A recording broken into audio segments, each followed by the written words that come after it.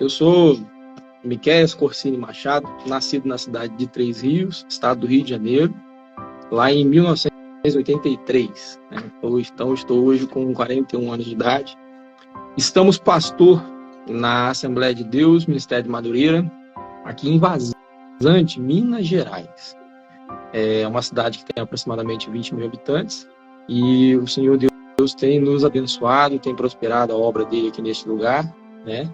Já estivemos passando por cidades como Juiz de Fora, Mogi das Cruzes, Varjão de Minas, e hoje estamos em Vazante. Mas eu já morei em Macaé, e, enfim, já andamos um pouquinho aí, né, pelo nosso Brasil um pouquinho, né? Então a gente tem um pouquinho de conhecimento daquilo que é a obra do Senhor, né? Sou filho de um pastor evangelista ali no Correia Machado, e genro também de um pastor que foi um dos pioneiros da Assembleia de Deus em Três Rios, né? E é o pastor Antônio Jorge Fonseca, é o meu sogro, né? Que hoje ele fica residindo entre Londrina e Três Rios, né? Então, assim, a gente louva ao Senhor pelo seu convite. Já quero desde já agradecer a sua vida, a Deus pela sua vida, por você ter disponibilizado o seu canal e a sua vida para trazer, né, aos nossos irmãos aquilo que o Senhor tem colocado ao seu coração, né? Que é falar da palavra do Senhor. E esse tema missões é um tema que assim, na atualidade, é um tema que está passando por grandes transformações, na verdade, né? E a gente vai debater daqui a pouquinho e explanar um pouquinho sobre como está aí o cenário atual. Maravilha. Entrou na live também Lucas Ebenezer, um amigo meu também. Lucas, Deus abençoe. E o senhor está tá pastoreando aí, mas passou aqui em Mogi. Eu tive o privilégio, minha família teve o privilégio de se tornar amigo da sua família, uma família abençoada, um pastor abençoado. E hoje nós vamos falar um pouco sobre missões. E o senhor tem quanto tempo de crente, de cristão? Amém. De cristão, eu nasci no berço evangélico, como falei para você, eu nasci em 83, né? Meu pai aceitou Jesus na cidade de Volta Redonda, em junho de 82, né? E naquele mesmo ano de 82 ele casou-se com a minha mãe, e os dois, quando casaram, já professavam a fé cristã protestante, né?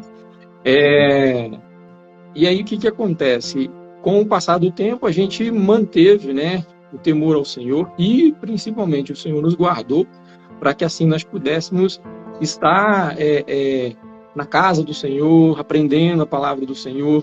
Eu sou do tempo dos rodízios de oração, que minha mãe me pegava pequeno, meus irmãos, né, Felipe, a Kézia, puxava pequeno, 6 anos, 5 anos, 8 anos, e frequentava os rodízios de oração.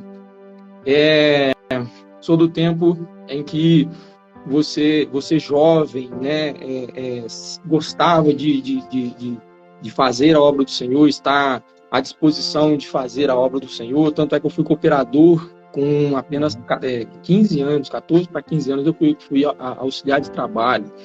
E fui consagrado a diácono muito cedo. Fui consagrado a diácono assim que eu completei a maioridade, eu fui consagrado ao diaconato, né?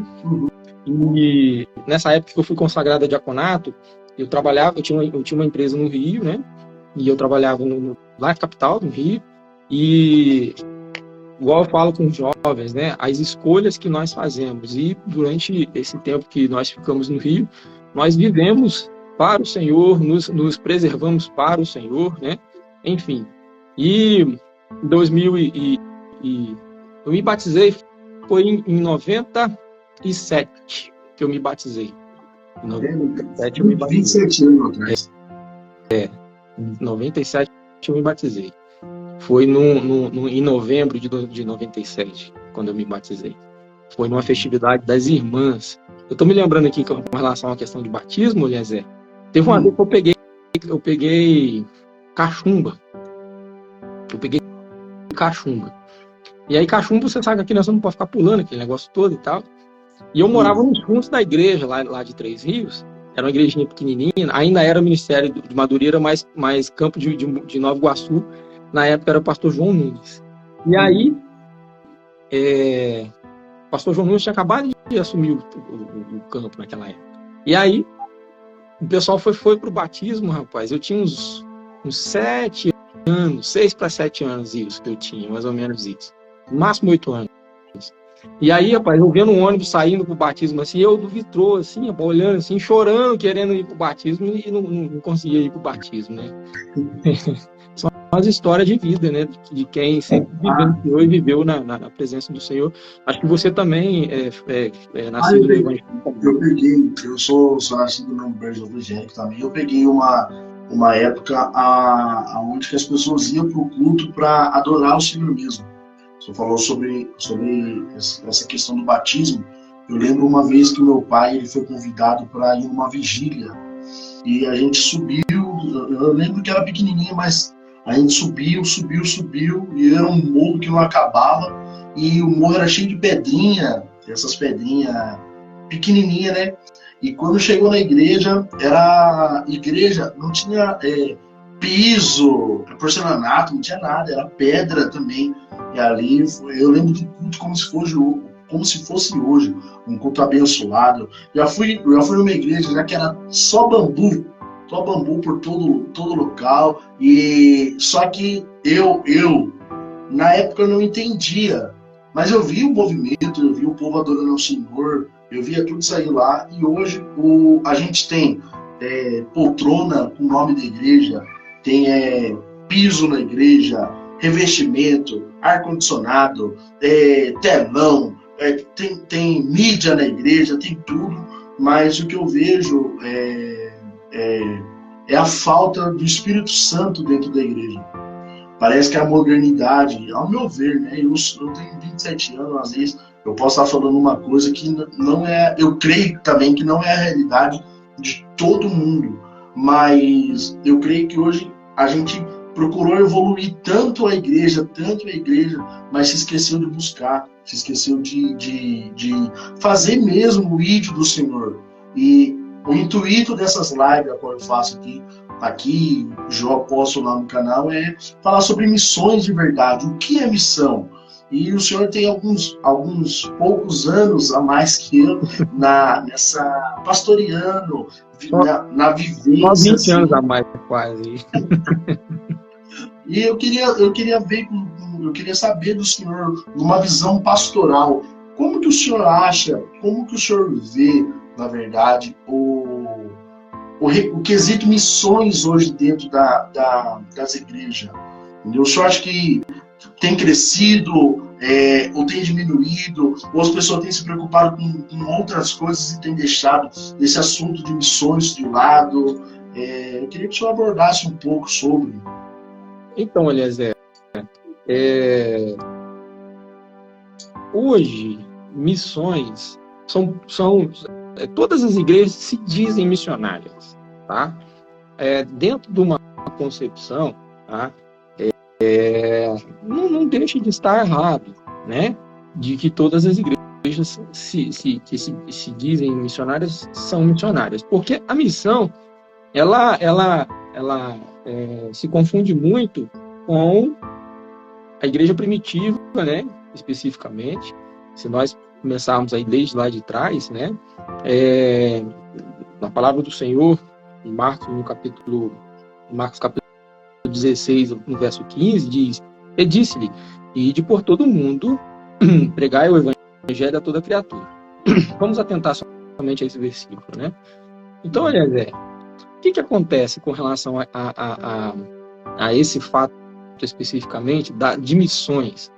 Jesus Cristo disse que ficar em Jerusalém, que até que do alto seja revestido de poder, né?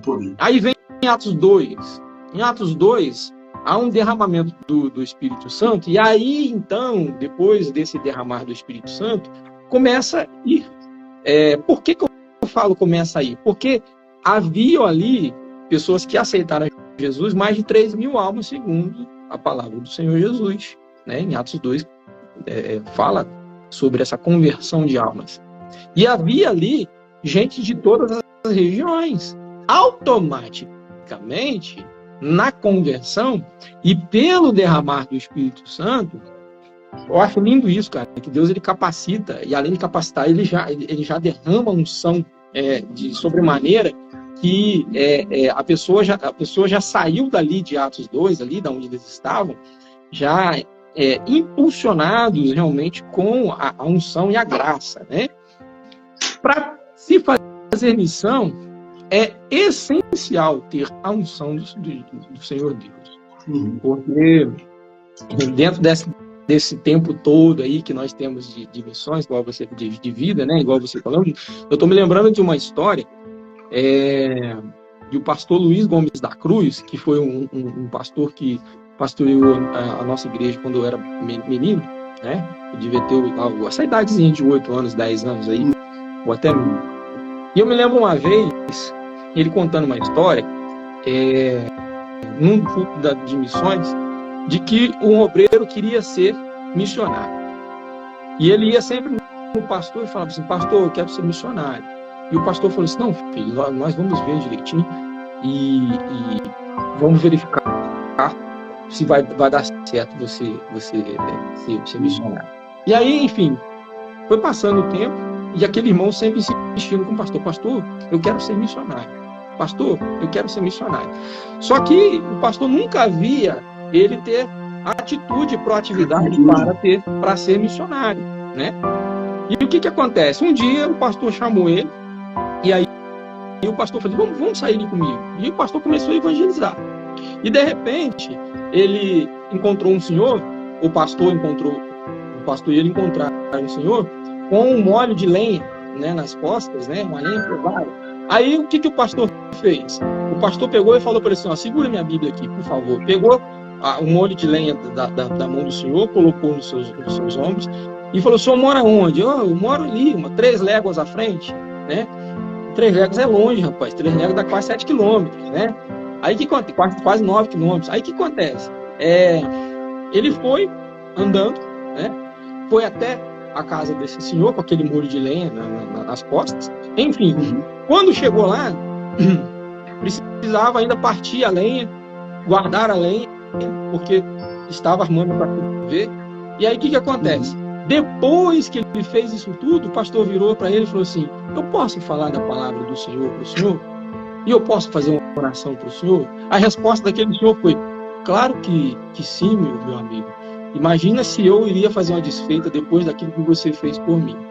Voltando para a igreja, o pastor pegou e perguntou,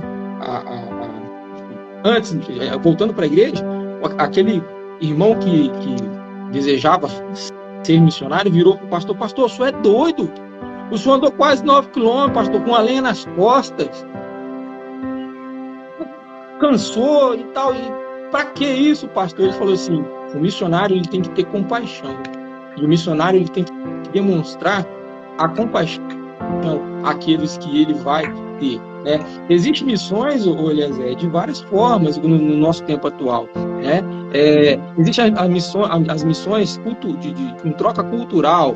A missão de troca cultural eu saio daqui do meu país e vou para um outro país, né? Ou até mesmo dentro do nosso Brasil, que é um país que é de muitas culturas. Se você sair do Sudeste e for para o Nordeste, você encontra um tipo de cultura, né? Até mesmo de alimentação.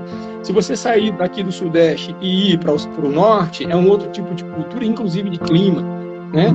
Se você sair daqui do Nordeste e ir para o Sul, né? É totalmente diferente, clima, cultura, até mesmo o dialeto, o linguajar, né, os sotaques, enfim. Né? Eu, por exemplo, sou carioca, já perdi um pouquinho o chiado, mas ainda de vez em quando sai o chiado. O pessoal, você é carioca? Sou carioca, né? Então, assim, as missões têm essa questão da cultura, né? E o missionário, ele tem que ficar atento de não ter um choque cultural muito forte. Ele precisa apresentar Jesus de forma correta, de forma em que vai haver a salvação, mas de forma que não há um choque cultural. Por exemplo, a gente vê aí muitos missionários na África, por exemplo, né? E o povo africano gosta de dançar, gosta de bater tambores, é questão cultural. E aí, sim, nós, os brasileiros, esse final de semana retrasado, nós tivemos aqui numa igreja aqui, na igreja de Sé, do pastor Edinho, né? Do campo de Paracatu. Eles têm uma congregação aqui em Vazante, o pastor Edinho é um grande amigo meu. E aí tem aqui uma comunidade que tem moçambicana. E aí, rapaz, a igreja, o brasileiro fica louco de ver a forma com que eles louvam, no dialeto deles, é um dialeto ofertado. Exatamente. Eles se doam, dançam na presença do Senhor. Aí eu fico até sentindo assim o arrepio, né? Porque aí me faz lembrar Davi, cara. Me faz lembrar Miriam. Você tá entendendo? E no nosso tempo atual, que nós vivemos hoje, só se sente a presença de Deus se tiver um fundo musical, uma musiquinha, aquele negócio todo. Você não sente mais tem que preparar. Tem que preparar o povo. Tem que preparar, né? Tem que preparar o povo para receber a palavra do Senhor. Se não tiver um fundo, se a equipe de louvor não cantou antes, se não aconteceu um movimento antes, Deus não desce na igreja. Pois é. Rapaz, eu vou falar para você, é tão gostoso quando você está no local em que você, com testemunho, você já sente a presença do Senhor, você regozija com o testemunho das pessoas. Dentro dessa experiência que nós temos aí no campo, na década de 2000, na cidade de Três Rios, onde eu nasci, o meu pai, ele era responsável pelo grupo de visitas, né? Grupos de visitas. Tá passando um carro de som aqui, não sei se está saindo aí na live aí. Tranquilo. Aí o que acontece? O meu pai era responsável pelo departamento de visitas, né? E de ar livre. Aí o que acontece? Existia um bairro lá chamado Habitat. Esse Habitat era tipo uma ONG que eles pegavam, construíam casas populares e levavam famílias que viviam na baixa renda ou até mesmo na miséria e levavam para essas casas. E a prefeitura cedeu um terreno num local que era desova de corpos. Olha só, você vê como é que era. Era a divisa do município de Três Rios com o município de Paraíba do Sul, e aquele local matavam, e a cidade de Três Rios na época era muito violenta, ainda, né? Muito violenta, tanto de pessoas que tem, ainda tem muitos homicídios ainda, mas naquela época tinha muito de extermínios e tal, matavam as pessoas e jogavam os corpos neste local, onde é o tal habitat. Aí o que acontece? Levaram essas famílias para esse local. Você imagina a carga espiritual que já existe nesse ambiente, o ambiente que sabe? Eu estou falando físico, local, sim, né? Jogaram o povo lá. E nós começamos a fazer o ar livre todos os domingos. Aliás, pensa num poeirão. Rapaz, era camadas de poeira, sabe? Que se tinha. E a gente ia, né? E começamos a fazer o ar livre numa rotatória que tinha do centro comunitário que tinha, né? E tinha aí uma irmã, ela estava desviada, acabou reconciliando com Jesus, e todos os domingos, 3h nós fazíamos o ar livre lá com aquela família. E aí foram vindo famílias que eram cristãs e não tinha como ir na igreja, porque a igreja que eles estavam era longe. E o que nós fizemos? Começamos a fazer, então, esse culto aos domingos, né? Lá nesse local. Nesse local, no Habitat. No meio da rua, tá? Era no meio da rua.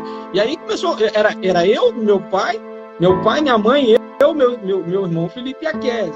Eram, né, 5. A minha irmã tinha lá seus 12, 10 anos, né? Uhum. E aí o que acontece? Com o tempo a gente passou, você falou aí da igreja de Bambu, né? Que negócio todo aí. A gente passou a congregar, fazer uns cultos nas terça-feiras também, nas quarta-feiras, na casa de um irmão chamado Jonas e da irmã Amanda. E aí o que acontece? Dali, rapaz, era uma varandinha pequenininha. Aí ficava entre a sala e a varandinha, né? Aí começou a ir famílias, igual a família do irmão Henrique, né, com a irmã Helena, o Deilson, que é pastor lá em Macaé, do pastor Silas Malafaia, vai estar pregando para nós na nossa live do propósito. Ele estava naquele dia lá.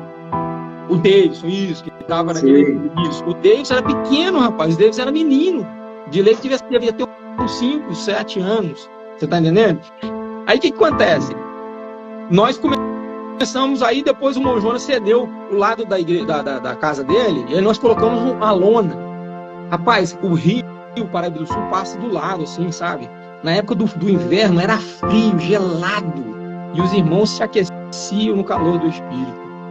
Logo para chegar a esse bairro, tinha que entrar pela na BR, né? Eu não esqueci o nome agora da BR lá, mas é a Rio Bahia, que é. O pessoal chama de Rio Bahia. E aí, logo assim, tinha umas casas bem miseráveis mesmo, assim, no início, assim, que você entrava para ir para essa estrada de chão, né? E eram umas casinhas de tipo pau a pique. Aí o que acontece? Tinha um rapaz lá chamado Ricardo. Rapaz, a perna dele, Eliezer, juntava as suas duas pernas juntas, a perna dele era da grossura, uma perna dele era da grossura das suas duas pernas juntas, tá? Rapaz, e meu pai começou a fazer missões naquele local. E o Ricardo, nós entramos num processo de oração e pedido ao Senhor cura e libertação pela vida do Ricardo. E o que aconteceu? Deus fez a obra. Essa irmã que cedeu pra gente lá no início, tinha uma vizinha que tinha um filho que o menino não falava e não andava. Meu pai e nós começamos a orar ao Senhor, e hoje, rapaz, esse menino é diácono da casa do Senhor, ele anda e fala, sabe? Meu Deus do céu. Então, assim, rapaz, são muitos milagres. Tem a história da irmã Carmelita aqui daquela época, né, desse local. Então, assim, são muitas histórias que a gente vê quando a gente tem a aplicabilidade do coração de fazer a obra do Senhor com verdade. Aí, resumindo, né, esse local hoje, lá em 2005, mais ou menos isso, nós começamos a construir o templo lá, né, ganhamos, meu pai na época era assessor parlamentar, na época, conseguiu doação do terreno, onde a igreja hoje lá, o pastor Geraldo, que esteve na live também, que é o pastor lá hoje. E aí, o que aconteceu? Nós construímos o templo, construindo a sede. Nós estávamos fazendo a sede e construímos o templo lá, nesse local lá. Primeiro veio um galpãozão, Volta Redonda, que já era o campo de Volta Redonda, o Ministério Madureira, mas já era o pastor Davi Cabral, na época, o campo de Volta Redonda. O pastor Davi Cabral, do Departamento de Missões, que era o irmão Joel, investiu, né? E o pastor Francisco Antônio Mendes já faleceu no finalzinho do ano passado, né? O pastor Francisco Antônio Mendes, ele que avalizou a obra, né? Ele falou assim, vamos fazer, e a comunidade precisa, e nós brigamos, conseguimos tijolo, aqueles tijolos de alvenaria estrutural, sabe? Ficou uma igreja linda, hoje é uma igreja para 120 membros lá, que nós temos, e o pastor Geraldo falou que está em ampliação. Num lugar que era de morte. Num lugar que era de morte, exatamente. Não, e hoje está asfaltado, hoje tem policlínica, tem postinho de saúde, tem farmácia popular, tem creche, tem escola, sabe? Um local... Mas os primeiros aí foram os crentes. Os primeiros aí foram os crentes. Pra você ver. Então, é isso que eu falo, sobre missões de verdade. Não carteirinha. Hoje em dia parece que vende essas carteirinhas. Ah, tô aqui, ser missionário. Mas nunca fez uma missão, nunca fez nada. E o intuito dessas lives que eu faço é trazer mesmo, mostrar pro povo que é missão, porque se perdeu. Pra mim, eu sou jovem, eu vejo que se perdeu, irmão. Eu não vejo mais. Você marcar um evangelismo na igreja é difícil. E o povo não vai. E agora, já pensou se você, ou até mesmo o seu pai, a igreja, tivesse olhado para a dificuldade desse local e falasse assim, quer saber, é um lugar de morte, eu não vou mesmo lá. Quantas vidas não teria alcançado? Deus não teria alcançado. Mas hoje em dia, Eliezer, esse tipo de trabalho, você não se vê mais. Muito difícil você ver isso, sabe?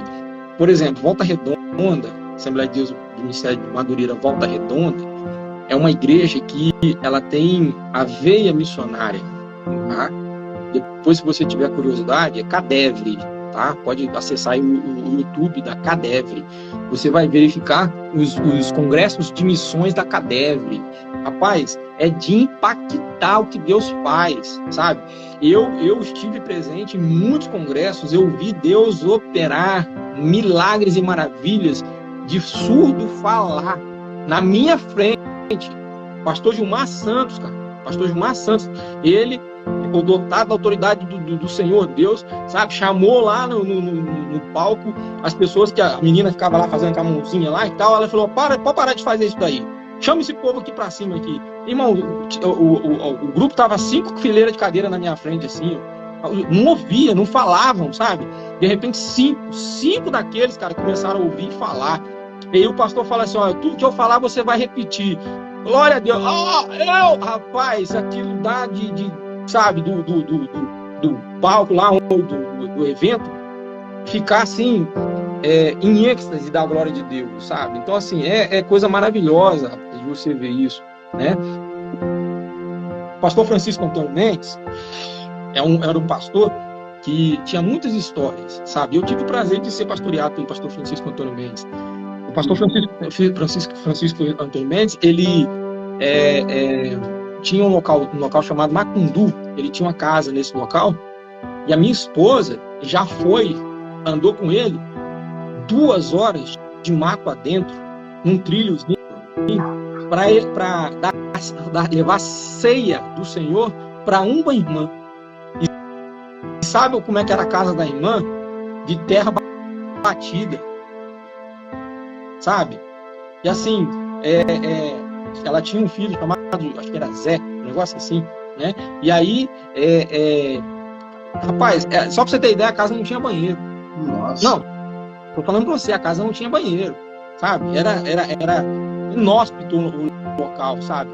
E assim, Macundu fica perto de Angra dos Reis, pertinho da Angra dos Reis, no alto da serra lá de Angra dos Reis.